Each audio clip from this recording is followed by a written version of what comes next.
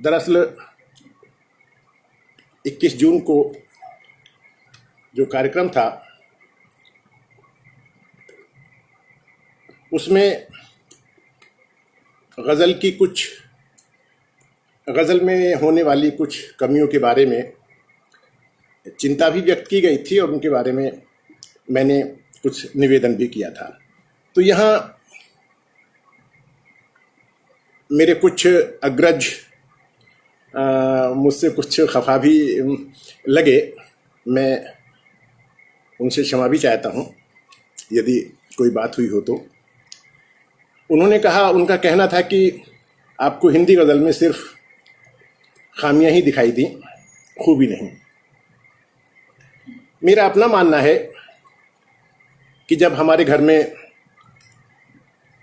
बहनें बेटियां दाल बीनती हैं तो वो थाली से कंकर निकाल के फेंकती हैं। क्यों? क्योंकि कंकरों की संख्या कम होती है, खामियों की संख्या सीमित है। कंकर निकालने के बाद वो सिर्फ दाल बच जाती है और वो उपयोग में ले ली जाती है। इसी प्रकार से जो खामियां हैं उनकी संख्या बहुत सीमित है। अगर हम उनको ध्यान रख लें और उनको नज़रअंदाज ना करें और उनको ठीक करें तो मैं समझता हूं कि फिर हमारे सामने सोच का एक विस्तृत पटल पड़ा हुआ है और कल्पनाएं हमारी असीमित हैं। हमारे कुछ साथियों का ये भी कहना है कि हम सिर्फ कथ्य पे ध्यान देते हैं, शिल्प पे ज़्यादा नहीं।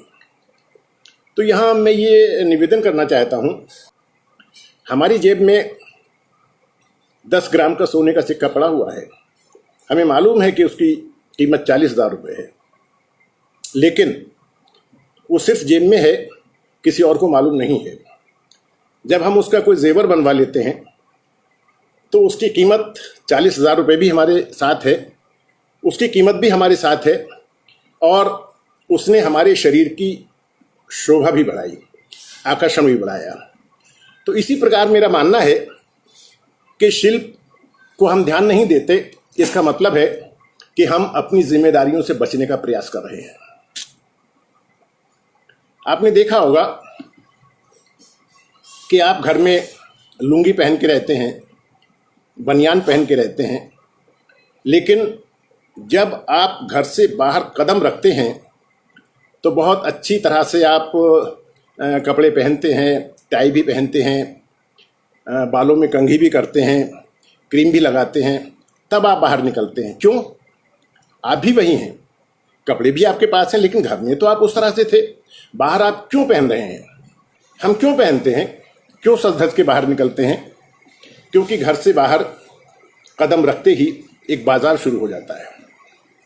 मैं अपनी जिस शर्ट को दुनिया की सबसे अच्छी शर्ट समझता हूँ, जब मैं मार्केट में जाता हूँ तो मुझे लगता है कि मेरी शर्ट तो कुछ भी नहीं है, इससे अच्छे रंगों वाली, इससे अच्छे कपड़ों वाली, इससे अच्छे डिज़ाइन वाली शर्टें लोगों ने पहन रखी हैं। तब मेरा ये भ्रम दूर हो जाता है कि मेरी शर्ट कुछ भी नहीं है। इसी प्रकार यानी जब हम बाजार में जाते हैं, एक सुनार, कवि मीन से कारीगर, और जिस प्रकार से कोई सुनार एक जेवर तैयार करता है, वो डिज़ाइन उसको पसंद नहीं आता, वो गला देता है, दोबारा से फिर उस डिज़ाइन को तैयार करता है, फिर अच्छा नहीं लगता, फिर गलाता है, फिर उसको तीसरी बार तैयार करता है, और जब वो उससे संतुष्ट हो जाता है तब फिर वो उसको मार्केट में उतारता है। तो मैं यही चीज़ कहना चाहता हूँ कि हम जितना जानते हैं उतना उसको परफेक्ट करें। मार्केट में उतरने से पहले, बाजार में जाने से पहले हम अपनी रचना को जितना भी हमसे दुरुस्त हो सकती है उतना दुरुस्त हम करें। जब तक रचना हमारी डायरी में कैद है तब तक वो हमारी है, लेकिन जब उसे हम सोशल मीडिया पे डालते हैं, जब उसे हम किसी पत्रिका में भेजते हैं, किसी अखबार में भेजते हैं, किसी किताब में छपवाते हैं, कभी सम्मेलन या मुशायरे में पढ़ते हैं, तो वो रचना है तो हमारी, लेकिन वो सिर्फ हमारी नहीं बची। उस पे हर उस व्यक्ति का अधिकार है जो उस विधा को पसंद करने वाला है वो उसकी प्रशंसा भी कर सकता है और उसकी नकारात्मक आलोचना भी कर सकता है। तो इस प्रकार मेरा अपना मानना है कि हम जब मार्केट में उतरें, जब अपनी रचना को डायरी की कैद से हम बाहर निकालें, तो उसे उतना परफेक्ट कर लें जितना हम जानते हैं। और अगर हम कम जानते हैं तो कोई बात नहीं। तो मेरा अपना मानना है कि जहाँ तक हम जानते हैं वहाँ तक उसको दुरुस्त करें। अब हिंदी क्षेत्र में गुरु शिष्य परंपरा का तो एकदम मुझे अभाव दिखाई देता है। बहुत कम लोग हैं जो किसी उस्ताद से जुड़े हुए हैं, वरना वो सिर्फ फेसबुक पर पड़ी हुई रचनाएं और वाहवाही उनको मिल जाती है। तो वाहवाही सिर्फ हमारी रचना को ही नहीं मिलती, बल्कि वो हमारे संबंधों को भी मिलती है और हमारे जो परिचय क्षेत्र है उसके आधार पर भी हमें दाद मिलती है। क्यों? अगर कमी भी है तो कोई व्यक्ति वहाँ पे टोकना नहीं चाहता, और ठीक भी है, नहीं भी टोकना चाहिए। मैंने कभी किसी को पटल पे नहीं टोका। हाँ, कोई मेरा अपना व्यक्ति है जिसे मैं चाहता हूँ कि हाँ इसमें सुधार होना चाहिए, तो मैं उसके इनबॉक्स में जाकर या तो लिख देता हूँ या फिर उससे फ़ोन करके रिक्वेस्ट कर लेता हूँ। वो मानते हैं तो ठीक है, नहीं मानते हैं तो कोई बात नहीं, रचना उनकी है, मेरी नहीं। तो कम से कम हम इतना तो कर ही सकते हैं कि अपने किसी जानकार मित्र के सम्मुख उस रचना को रखें, और अगर मित्र सुझाव देता है तो हम उसे स्वीकारें अगर वो अच्छा है तो, और अगर नहीं भी स्वीकारते हैं तो कोई बात नहीं, उसको धन्यवाद देना हमारा फर्ज बनता है। हमें जब ये पता चल जाएगा कि हमारी खामियां थोड़ी सी हैं, तो फिर उसके बाद में हमारी रचना ठीक हो जाती है, परफेक्ट हो जाती है, तब हमें उससे लेकर के उतरना चाहिए।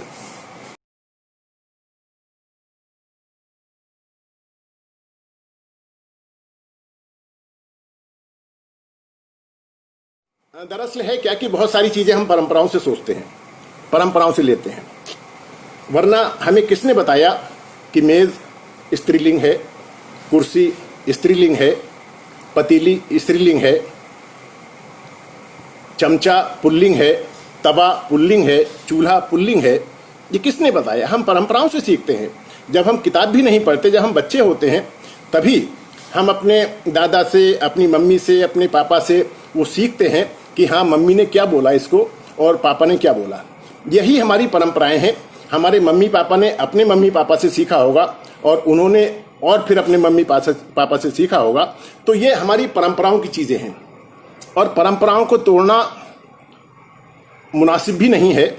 हाँ, तोड़ सकते हैं अगर हम उससे बेहतर परंपरा बना सकते हैं तो। अगर हम उससे बेहतर नहीं बना सकते तो हमें कोई अधिकार नहीं है कि हम बनी बनाई परंपराओं को, जो हजारों साल से, सैकड़ों साल से, हजारों साल से चली आ रही हैं, उनको तोड़ें। कुछ शब्द जिनकी मात्राएं मैं देखता हूं गज़लों में लोग गिराते चले आ रहे हैं, जैसे दुनिया। मुझे याद है कि एक बार मैंने एक शेर कहा और दुनिया का अलिफ गिर गया। जब वो गज़ल मैंने उस्ताद को सुनाई, कृष्ण बिहारी नूर साहब को, तो उन्होंने मुझे टोका और बोले कि देखिए, दुनिया का अलिफ नहीं गिरेगा, दुनिया 4 हर्फी है, तो वो उसी तरह से इस्तेमाल वो लफ्ज़ होगा। कुछ लोगों को मैं देखता हूं कि क्यों और क्या की मात्राएं भी गिरा देते हैं। क्यों 2 मात्रिक है, क्या 2 मात्रिक है, लेकिन वहां पे वो क्यों को भी एक मात्रिक कर लेते हैं और क्या को भी एक मात्रिक कर लेते हैं।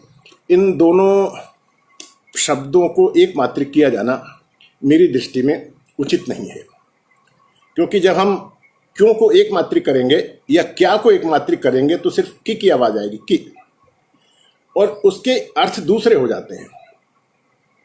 तो इन दोनों शब्दों को हम 2 मात्रिक में ही प्रयोग करेंगे। रही हिंदी गज़ल की बात, तो हिंदी गज़ल ने बहुत सारे ऐसे पहलुओं को छुआ है जिन्हें के पहले गज़ल ने नहीं छुआ था। दुष्यंत के बाद से हिंदी गज़ल बहुत चर्चित हुई और लोगों ने दुष्यंत जी को हिंदी गज़ल का आधार पुरुष मानते हुए गज़लें कहना शुरू की। हिंदी गज़ल से सामाजिक संदर्भ भी जुड़े, राजनीतिक संदर्भ जुड़े, आध्यात्मिक संदर्भ जुड़े, प्रेम परक संदर्भ जुड़े, सांस्कृतिक संदर्भ जुड़े और भी बहुत सारे संदर्भ हिंदी गज़ल से जुड़े। हिंदी गज़ल ने सामाजिक संदर्भों को भी बड़ी सूक्ष्मता के साथ पिरोया है। बात चाहे सर्वहारा वर्ग की हो, चाहे खेत में हल चलाते किसान की हो, चाहे कमीज की आस्तीन से माथे का पसीना पोंछने वाले मजदूर की हो, हिंदी गज़ल में वो सारी चीज़ें आई हैं। तो सामाजिक संदर्भों को जब हम लेते हैं तो नूर साहब के दो शेर मुझे याद आ रहे हैं कि ज़मीर कांप तो जाता है आप कुछ भी कहें, ज़मीर कांप तो जाता है आप कुछ भी कहें, वो हो गुनाह से पहले कि हो गुनाह के बाद, वो हो गुनाह से पहले कि हो गुनाह के बाद, और हवस ने तोड़ दी बरसों की साधना मेरी, गुनाह क्या है ये जाना मगर गुनाह के बाद, हवस ने तोड़ दी बरसों की साधना मेरी, गुनाह क्या है ये जाना मगर गुनाह के बाद। आदरणीय विनोद प्रकाश गुप्ता जी लिख रहे हैं कि ना को कब एक मात्रिक लेंगे या हमेशा उर्दू वालों की तरह एक मात्रिक लेंगे। हाँ, उनका प्रश्न महत्वपूर्ण है। यहाँ मैं ये कहना चाहता हूँ कि ना दो जगह इस्तेमाल होता है। एक तो छोटा ना जो नहीं के लिए है, आप ना जाइए। एक बड़ा ना जिसका इस्तेमाल दूसरी जगह होता है। हालांकि उर्दू में जब हम लिखते हैं तो दोनों ही दो हरफी हैं, एक में नून है और एक में नून अलिफ। अब ये अलग बात है कि नून है वाले को हम एक मात्रिक मान लेते हैं उर्दू में और नून अलिफ वाले को दो मात्रिक। लेकिन जब हम देवनागरी में लिखते हैं तो छोटा ना जिसमें सिर्फ ना होता है और एक में ना और नून और अलिफ यानी ना, बड़ा ना। अब ना इसको तो हम जैसे आप वहाँ न जाइए यहाँ इस्तेमाल होता है, लेकिन जब हम कहेंगे अरे चलो ना, हमारे साथ चलो ना, अब जब यहाँ जब ना इस्तेमाल होगा तो वो नून अलिफ वाला होगा यानी बड़ा ना इस्तेमाल होगा। आप जाइए ना, ये इन दोनों का अंतर है। दुष्यंत जी कहते हैं कि एक चिंगारी कहीं से। अब देखिए ये जो चीज़ें हैं ये हिंदी गज़ल का सरमाया है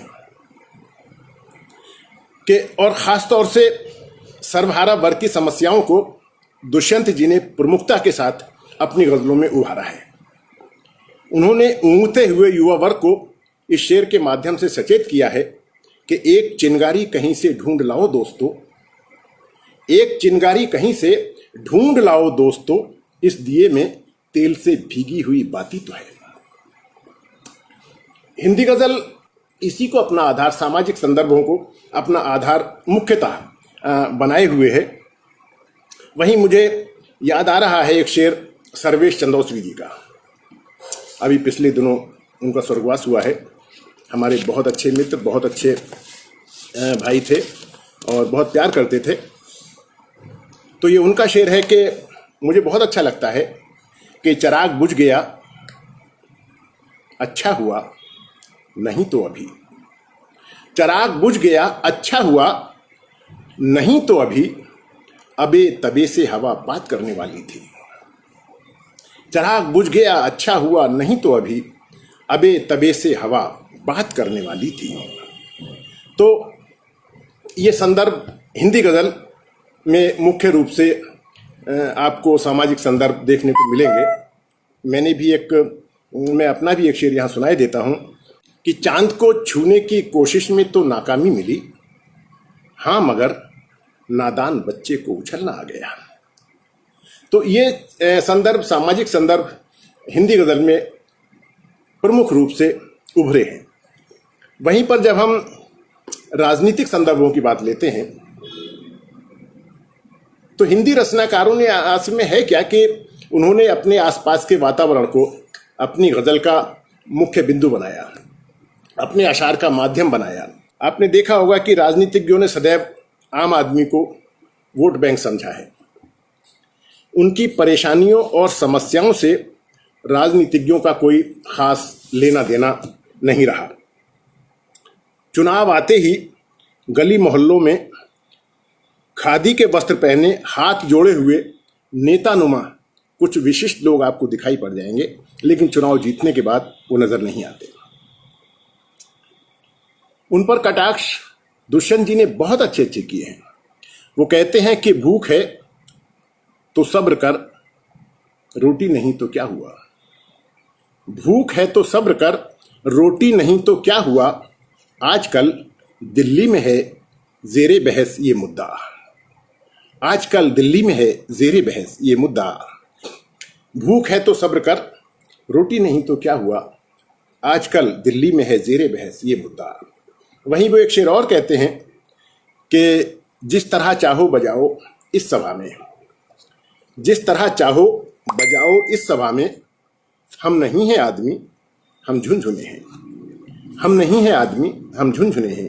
वहीं कृष्ण बिहारी नूर साहब का एक शेर पेश करता हूं कि ठंडी हो जाए जरा जलते मकानों की ये राख, कि ठंडी हो जाए जरा जलते मकानों की ये राख। घर से मत निकलो बड़ी गर्म हवा है यारो। घर से मत निकलो बड़ी गर्म हवा है यारो। और एक शेर और गोपाल दास नीरज जी का एक शेर, बहुत अच्छा शेर है, प्रस्तुत करना चाहता हूं। वो लिखते हैं कि शेषधर जी ने एक बार ये मसला उठाया था, पर ठेठ उर्दू वालों ने न या ना की मात्रा एक ही तसव्वुर की थी, तभी से ये संशय दिमाग में घर कर गया।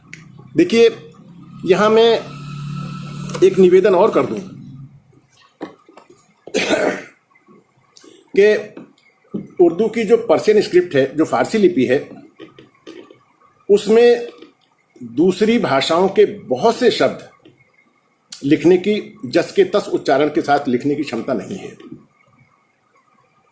अगर वो सिर्फ नून लिख दें, हे ना बनाएं उसमें, तो वो ना उसमें ना एक मात्रिक लिखा ही नहीं जा सकता।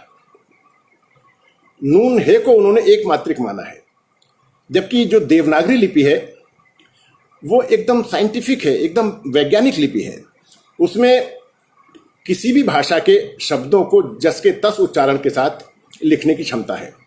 अब आप देखिए कि हिंदी में जब हम देवनागरी में लिखते हैं अरबी फारसी के शब्द, तो का के नीचे हम नुक्ता लगाते हैं, खा के नीचे लगाते हैं, गा के नीचे लगाते हैं, जौ में नुक्ता लगाते हैं।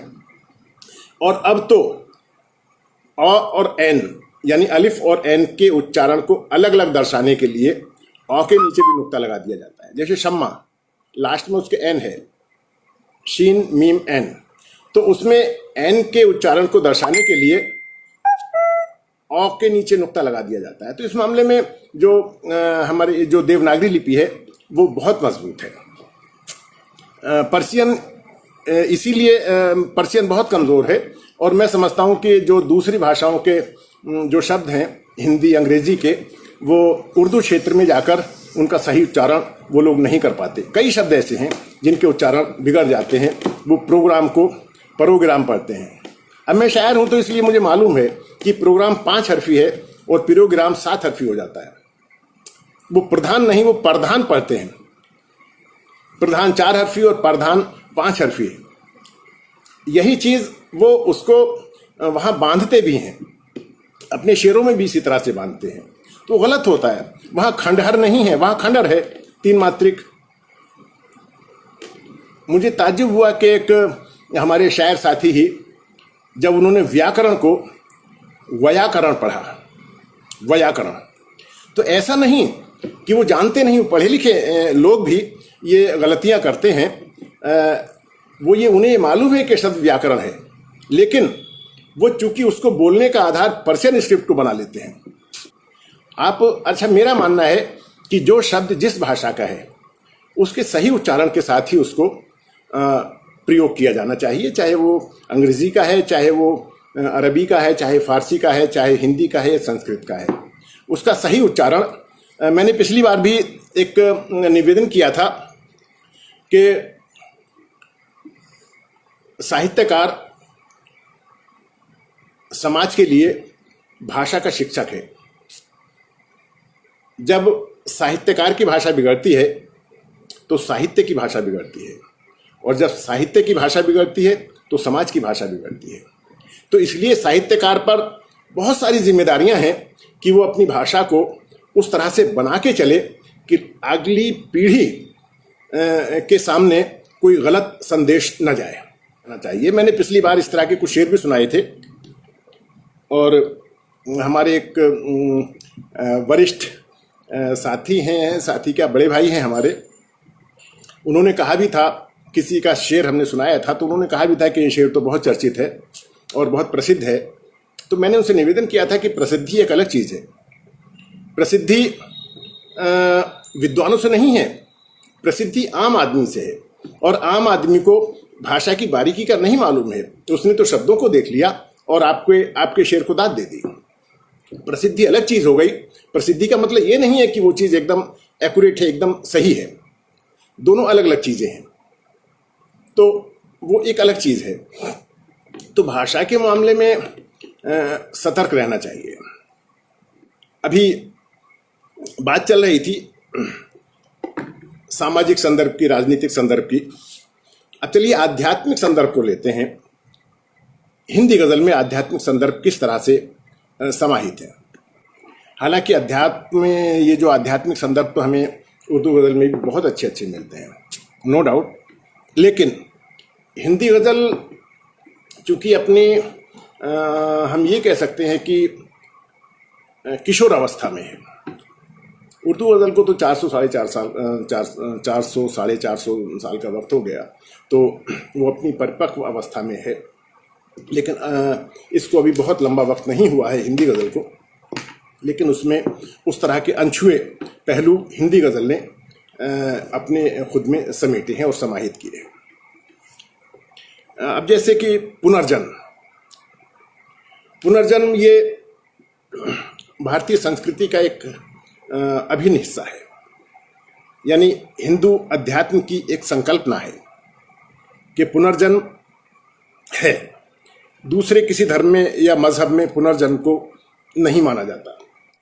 हिंदू दर्शन में विश्वास है कि आज की वास्तविकता पूर्व जन्म की परछाई है। मेरे उस्ताद कृष्ण बिहारी नूर साहब का काव्य इस मामले में बहुत रिच है कि उनके यहाँ श्रृंगार जो भी है, उस श्रृंगार में अध्यात्म के और अध्यात्म में श्रृंगार के दर्शन होते हैं।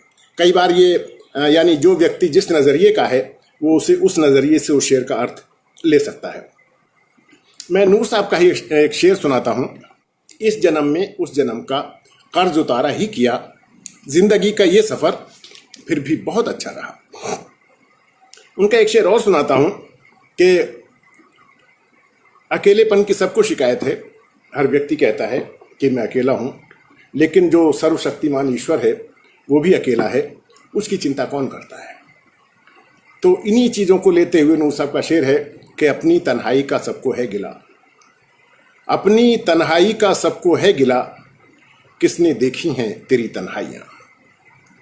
तो नूर साहब कहते हैं कि अपनी तन्हाई का सबको है गिला, किसने देखी हैं तेरी तन्हाइयाँ।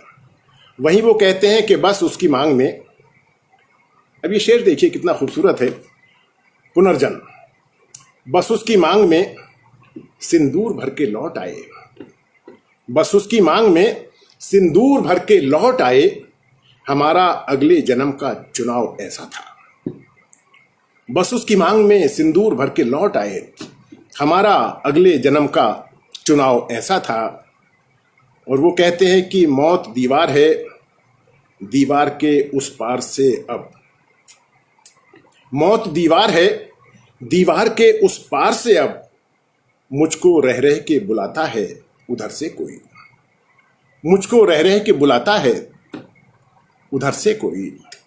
वहीं एक शेर मैं भी अपना छोटा सा प्रस्तुत किए देता हूं कि अब के सूरज से मिलेंगे तो यही पूछेंगे, अब के सूरज से मिलेंगे तो यही पूछेंगे, छांव पेड़ों की तेरे साथ कहाँ जाती है, छांव पेड़ों की तेरे साथ कहाँ जाती है।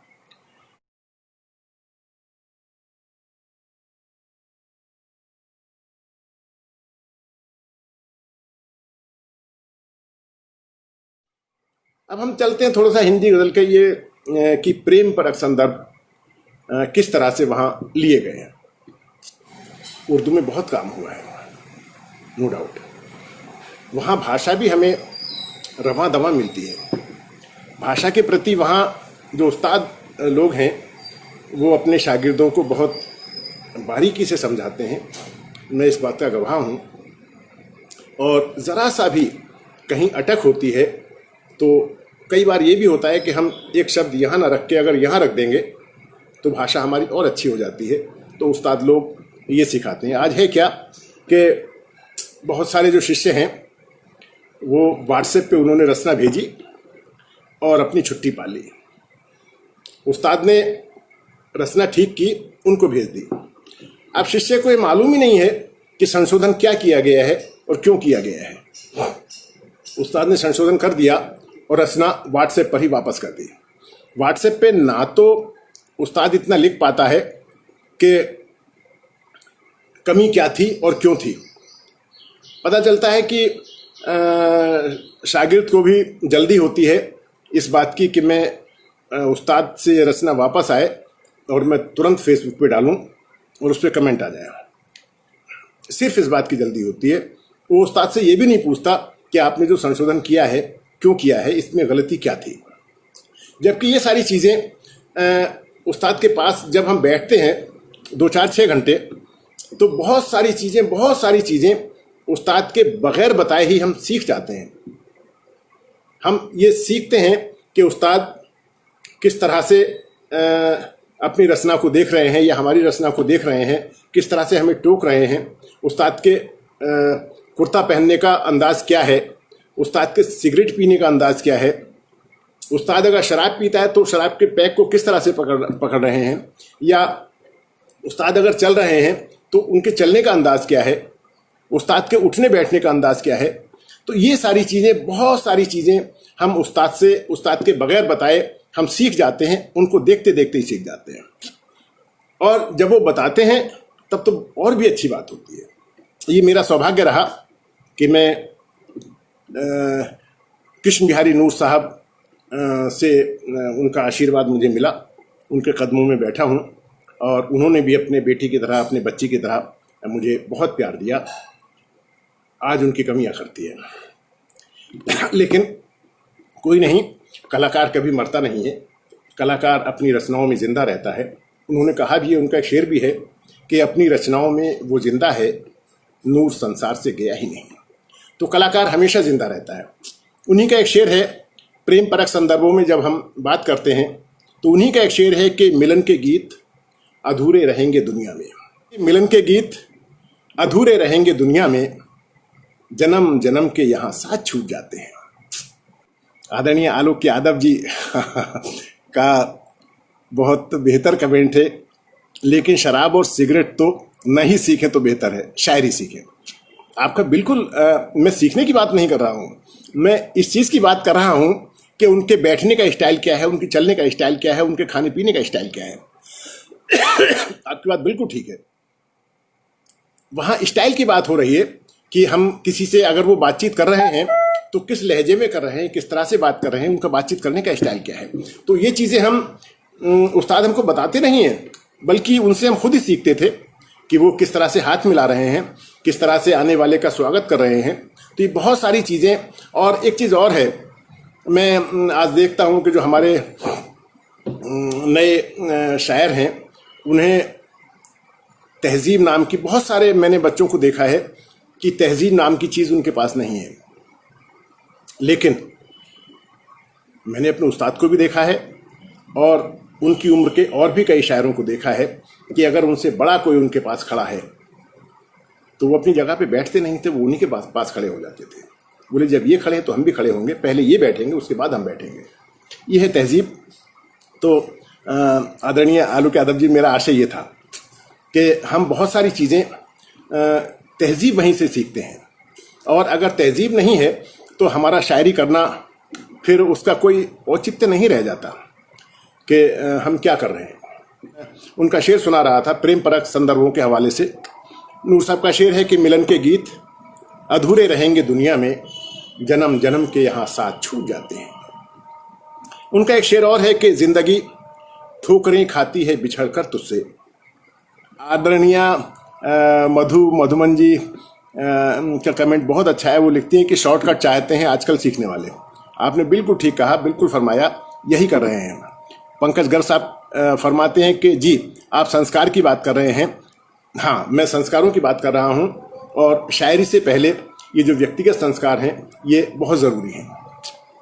मैं देखता हूँ कि मैंने ये भी देखा है कि जो बड़े हैं वो नीचे बैठे हुए हैं, और जो छोटे हैं, जो एकदम से अभी अभी जिन्होंने चलना सीखा है, लिखना भी नहीं सीख पाए, वो कुर्सी पे जाकर के बैठते हैं और सबसे पहले कुर्सी घेरते हैं, जबकि बड़े लोग पीछे बैठे रह जाते हैं।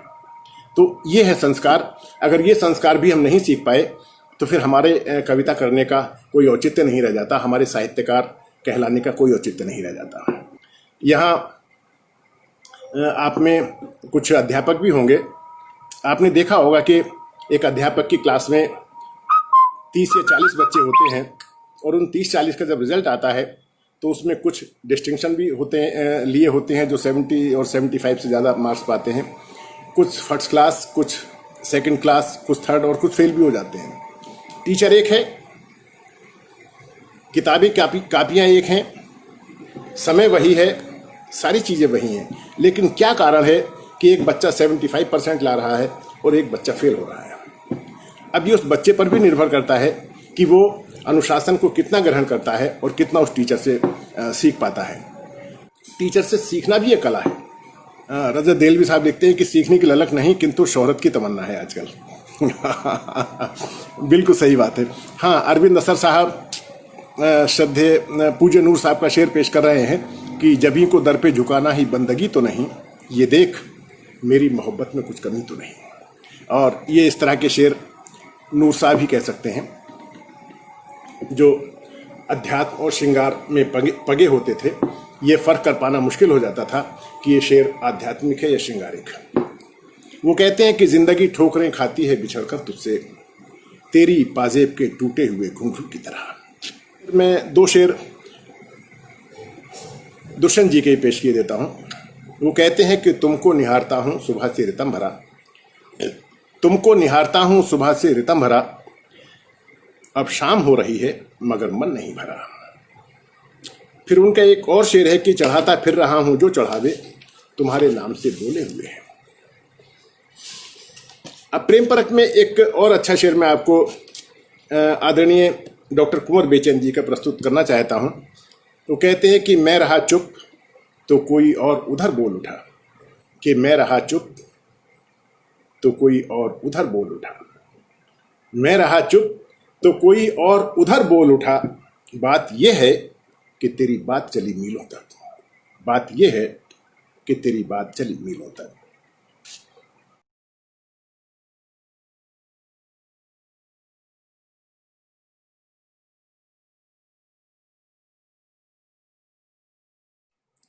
अब बात चलती है कि सांस्कृतिक संदर्भों की। चलिए 2-3 शेर इस पे भी मैं पेश किए देता हूं जो मैंने चुने हुए हैं। एक जैसे लक्ष्मण रेखा शब्द है, तो ये लक्ष्मण रेखा एक सिर्फ शब्द नहीं है, शब्द समूह नहीं है, बल्कि ये भारतीय संस्कृति का परिचायक है। मैंने पहले भी निवेदन किया था कि हमारी शायरी में हमारी संस्कृति भी झलकनी चाहिए। हमारी शायरी को पढ़कर कोई अगर हमसे ये पूछता है कि आप कहाँ के रहने वाले हैं, तो ये हमारे लिए लज्जाजनक बात है। उसे पता चल जाना चाहिए हमारे कुछ शेर पढ़कर कि हाँ, ये व्यक्ति भारत का रहने वाला है। हमारी रचनाओं में हमारी जो भारतीय संस्कृति है वो झलकनी चाहिए। वहीं से मैं कुछ शेर मैंने उठाए हैं कि इस मामले में हिंदी गज़ल सांस्कृतिक संदर्भों के हवाले से हिंदी गज़ल बहुत मजबूत है। मैं नूर साहब का ही एक शेर प्रस्तुत करता हूँ। वो कहते हैं कि ये किसने खींच दी सांसों की लक्ष्मण रेखा, ये किसने खींच दी सांसों की लक्ष्मण रेखा, कि जिस्म जलता है बाहर जो पांव धरते हैं। ये किसने खींच दी सांसों की लक्ष्मण रेखा, कि जिस्म जलता है बाहर जो पांव धरते हैं। वहीं एक और शेर है उनका कि दो के अलावा कोई ना जाने ऐसी भाषा में है लिखी। दो के अलावा कोई ना जाने ऐसी भाषा में है लिखी, वो जो कंकर से गागर तक एक कहानी बीच में है। वो जो कंकर से गागर तक एक कहानी बीच में है। दो के अलावा कोई ना जाने ऐसी भाषा में है लिखी, वो जो कंकर से गागर तक एक बहुत अच्छा शेर और मैं प्रस्तुत कर रहा हूँ। आदरणीय प्रेम किरण जी का शेर है। वो कहते हैं कि हाँ, सीमा जी कमेंट करती हैं कि शायरी में अरे वाह, शायरी में संस्कृति भी झलकनी चाहिए। तो सीमा जी, मैं यह बताना चाहता हूँ, मैंने अभी निवेदन किया ना कि आप किसी साहित्यकार से उसका जीवन परिचय मत पूछिए, सिर्फ उसको पढ़ लीजिए, आपको पता चल जाएगा कि वो आदमी क्या है, सुखों में रहा है, दुखों में रहा है, या किस संस्कृति से जुड़ा हुआ है, कहाँ का है। उसकी रचना को पढ़कर ही पता चल जाना चाहिए कि वो किस संस्कृति से जुड़ा है। और ये रचनाकार की खूबी ये होनी भी चाहिए। आदरणीय प्रेम बिहारी मिश्रा जी बहुत अच्छा कमेंट करते हैं कि तभी तो कहा गया है कि साहित्य समाज का दर्पण है। जी सर, आप बिल्कुल ठीक। तो प्रेम किरण जी का शेर है कि ये भरोसा था कि मंदिर में मिलेगा भगवान। ये भरोसा था कि मंदिर में मिलेगा भगवान, वो मगर शबरी के घर बेर का भूखा ठहरा। वो मगर शबरी के घर बेर का भूखा ठहरा। वहीं एक शेर और मैं कुंवर बेचैन जी का यहाँ पेश करना चाहता हूँ। वो कहते हैं कि प्यार में कैसी थकन कह के ये घर से निकली। प्यार में कैसी थकन कह के ये घर से निकली, कृष्ण की खोज में वृषभानु लली मीलों तक। आदरणीय तारा गुप्ता जी का बहुत अच्छा कमेंट है कि साहित्यकारों संतों से उनका परिचय नहीं पूछा जाता, इसीलिए कि उनके व्यवहार से, उनकी बातचीत से झलक जाता है कि वो वास्तव में संत है या नहीं, या वो साहित्यकार है या नहीं। लेकिन उनको परखने वाली आंखें भी चाहिए। बिल्कुल ठीक कह रही हैं आप। तो आदरणीय डॉक्टर कुंवर बेचैन जी का शेर है कि प्यार में कैसी थकन कह के ये घर से निकली, कृष्ण की खोज में वृषभानु लली मीलों तक। एक शेर मैं भी अपना भी यहाँ प्रस्तुत किए देता हूँ कि ये वो धरती है जहाँ बात की खातिर एनाज। ये वो धरती है जहाँ बात की खातिर एनाज, बिक गए खुद भी हरिश्चंद्र से दानी अक्सर। बिक गए खुद भी हरिश्चंद्र से दानी अक्सर। तो ये भारतीय संस्कृति हिंदी गज़ल में इसका अहम रोल रहा है, और ये रहना भी चाहिए कि हमें पढ़कर कोई ये बता दे कि किस संस्कृति से जुड़े हुए हैं और कहाँ के निवासी हैं।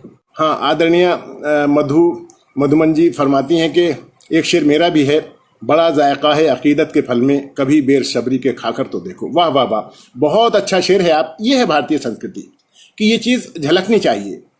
बड़ा जायका है अकीदत के फल में, कभी बेर शबरी के खाकर तो देखो। बहुत अच्छा शेर है आपका, मैं बधाई देता हूँ शेर के लिए।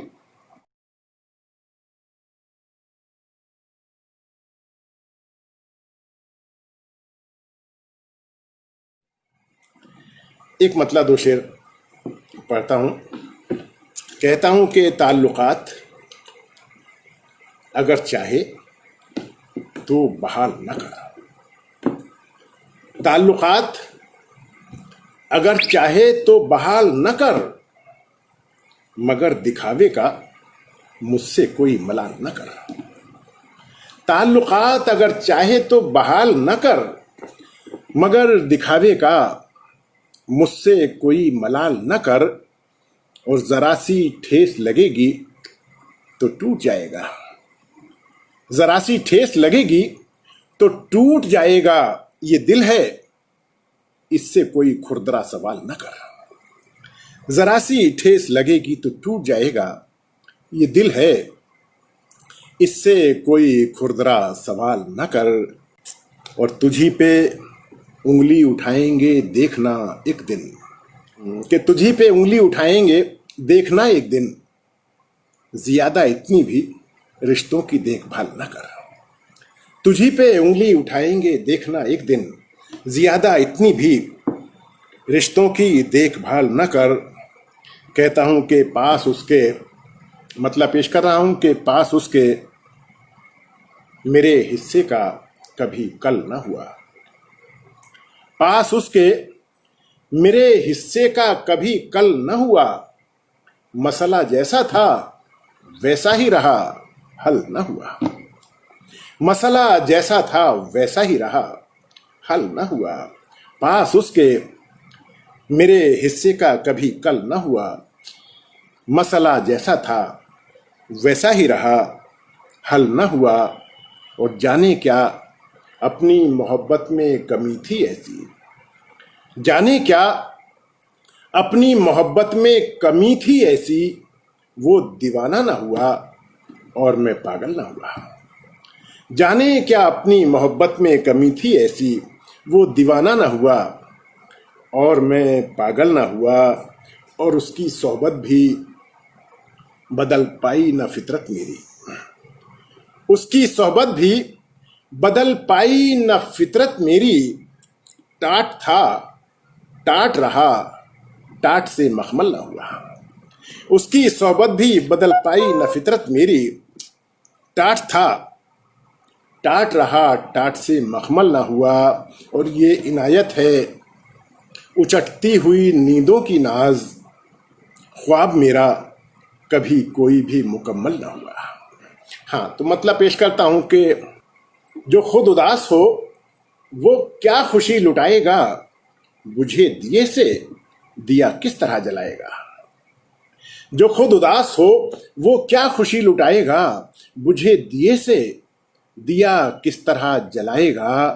और कमान खुश है कि तीर उसका कामयाब रहा, कमान खुश है कि तीर उसका कामयाब रहा। मलाल भी है कि अब लौट कर न आएगा, मलाल भी है कि अब लौट कर न आएगा। कमान खुश है कि तीर उसका कामयाब रहा, मलाल भी है कि अब लौट कर न आएगा। और वो बंद कमरे के गमले का फूल है यारो, वो बंद कमरे के गमले का फूल है यारो। वो मौसमों का भला हाल क्या बताएगा। वो बंद कमरे के गमले का फूल है यारो, वो मौसमों का भला हाल क्या बताएगा। और तुम उसको अपना समझ तो रहे हो नाज मगर, तुम उसको अपना समझ तो रहे हो नाज मगर। भरम भरम है किसी रोज टूट जाएगा, भरम भरम है तुम उसको अपना समझ तो रहे हो नाज मगर। भरम भरम है किसी रोज टूट जाएगा, भरम भरम है किसी रोज टूट जाएगा। एक मतलब दो तीन शेर और पेश कर रहा हूं। कहता हूं कि फैसलों के बीच में जो सोच की दीवार है, फैसलों के बीच में जो सोच की दीवार है, उसको भी आखिर किसी अंजाम की दरकार है। फैसलों के बीच में जो सोच की दीवार है, उसको भी आखिर किसी अंजाम की दरकार है। और ढूंढता फिरता है इंसान आज खुद अपना वजूद, ढूंढता फिरता है इंसान आज खुद अपना वजूद। आरजुओं की कुछ इतनी तेज तर रफ्तार है, आरजुओं की कुछ इतनी तेज तर रफ्तार है। ढूंढता फिरता है इंसान आज खुद अपना वजूद। आरजुओं की कुछ इतनी तेज तर रफ्तार है। और शेर पेश करता हूं। भूख उसके जिस्म से छलकी तो सबने ये कहा, भूख उसके जिस्म से छलकी तो सबने ये कहा। वो जरूरतमंद है लेकिन बड़ा खुददार है, वो जरूरतमंद है लेकिन बड़ा खुददार है। भूख उसके जिस्म से छलकी तो सबने ये कहा, वो जरूरतमंद है लेकिन बड़ा खुददार है। और चंद उम्मीदें हैं अपने पास वो भी खस्ता हाल है। चंद उम्मीदें हैं अपने पास, वो भी खस्ता हाल, और उस पर भी सितम ये वक्त साहूकार है। और मक्ता पेश करता हूँ कि हमको हिंदुस्तान की तहजीब पर होता है नाज, हमको हिंदुस्तान की तहजीब पर होता है नाज, शर्म की दौलत है जिसके पास वो जरदार है। हमको हिंदुस्तान की तहजीब पे होता है नाज, शर्म की दौलत है जिसके पास वो जरदार है। फैसलों के बीच में जो सोच की दीवार है, उसको भी आखिर किसी अंजाम की दरकार है, उसको भी आखिर किसी अंजाम की दरकार है। एक गज़ल के चंद शेर और पेश किए देता हूँ। हर वक्त हूँ किसी न किसी इम्तिहान में, हर वक्त हूँ किसी न किसी इम्तिहान में, शायद इसीलिए है ये तलखी ज़बान में। हर वक्त हूँ किसी न किसी इम्तिहान में। आपने देखा हो कि जब आदमी बहुत परेशान होता है, एक इम्तिहान, दूसरा इम्तिहान, तीसरा इम्तिहान, ज़िंदगी इम्तिहान का नाम है, और जब इनकी संख्या ज़्यादा बढ़ जाती है तो आदमी में एक तलखी, एक परेशानी पैदा हो जाती है। हर वक्त हूँ किसी न किसी इम्तिहान में, शायद इसीलिए है ये तलखी ज़बान में, शायद इसीलिए है ये तलखी ज़बान में। और अपनी अना की कैद से बाहर निकल, अपनी अना की कैद से बाहर निकल के देख, पैबंद लग चुके हैं तेरी आन बान में। अपनी अना की कैद से बाहर निकल के देख, पैबंद लग चुके हैं तेरी आन बान में।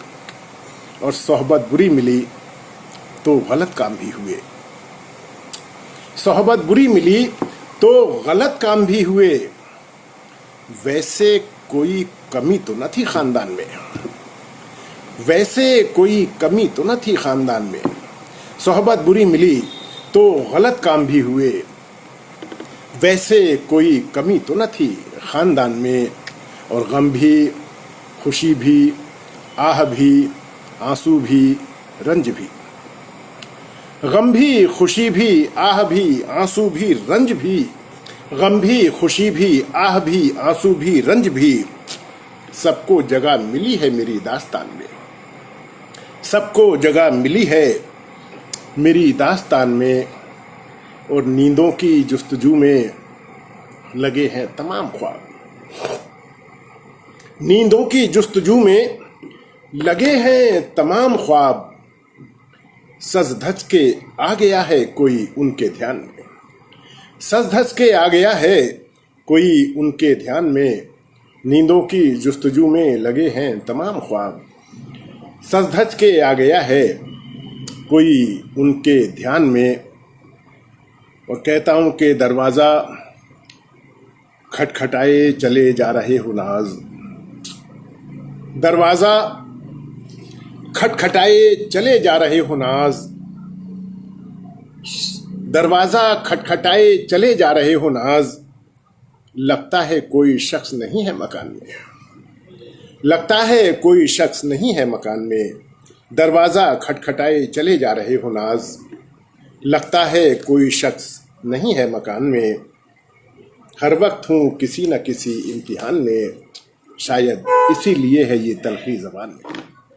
कहता हूँ कि जिस घर में वफा और मोहब्बत न मिलेगी, उस घर में कोई चीज़ सलामत न मिलेगी।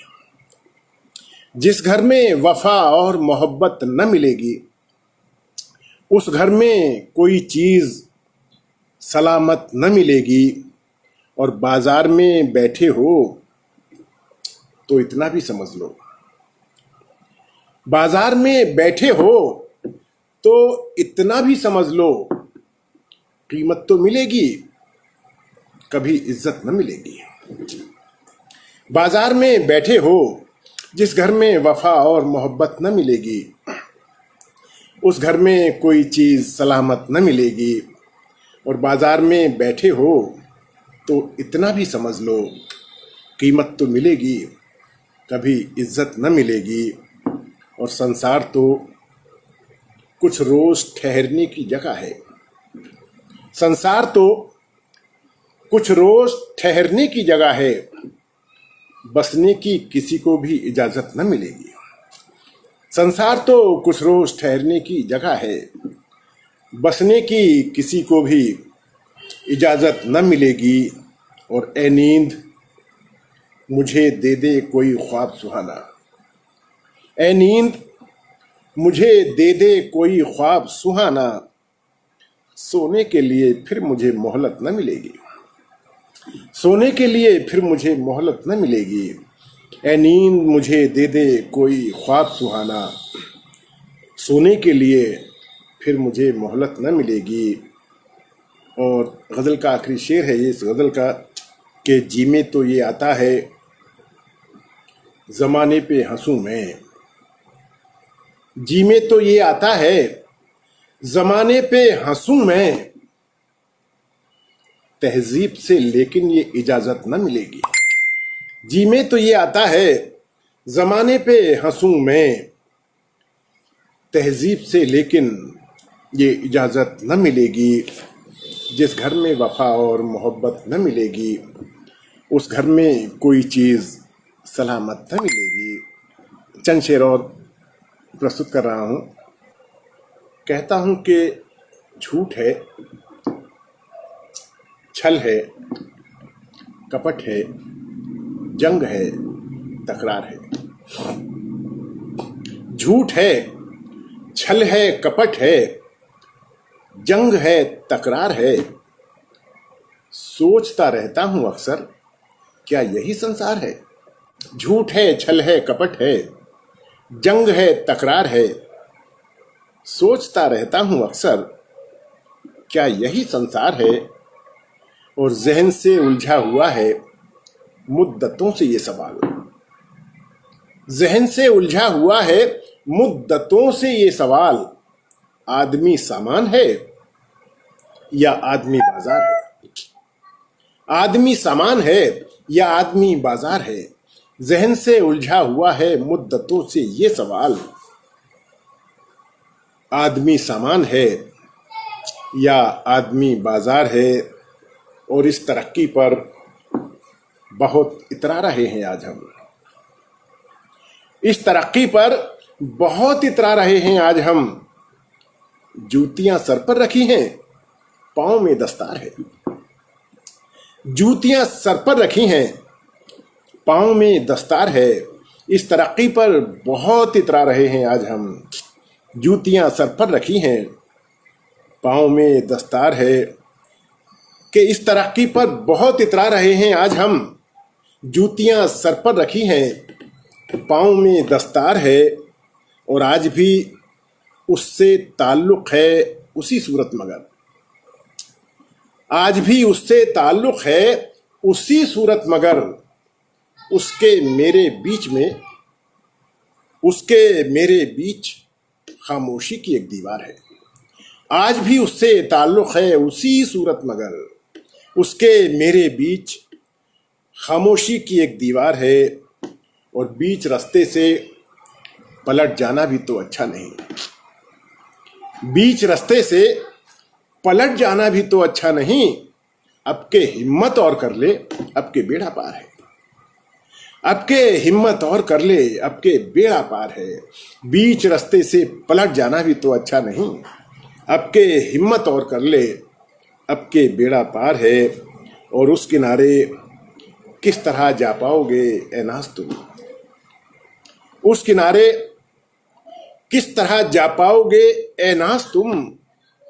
नाव है टूटी हुई और घुन लगी पतवार है। नाव है टूटी हुई और घुन लगी पतवार है। उस किनारे किस तरह जा पाओगे ए नाज़ तुम। नाव है टूटी हुई और घुन लगी पतवार है।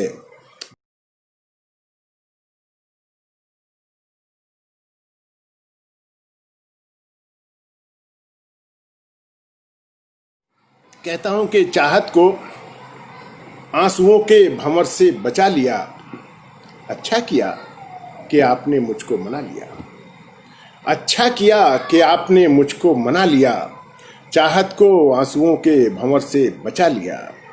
अच्छा किया कि आपने मुझको मना लिया और उसने भी कर ली अपनी खताएं सभी कबूल। उसने भी कर ली अपनी खताएं सभी कबूल। मैंने भी बढ़ के उसको गले से लगा लिया। मैंने भी बढ़ के उसको गले से लगा लिया। और फिर एक और दोस्त बनाया है आपने। फिर एक और दोस्त बनाया है आपने।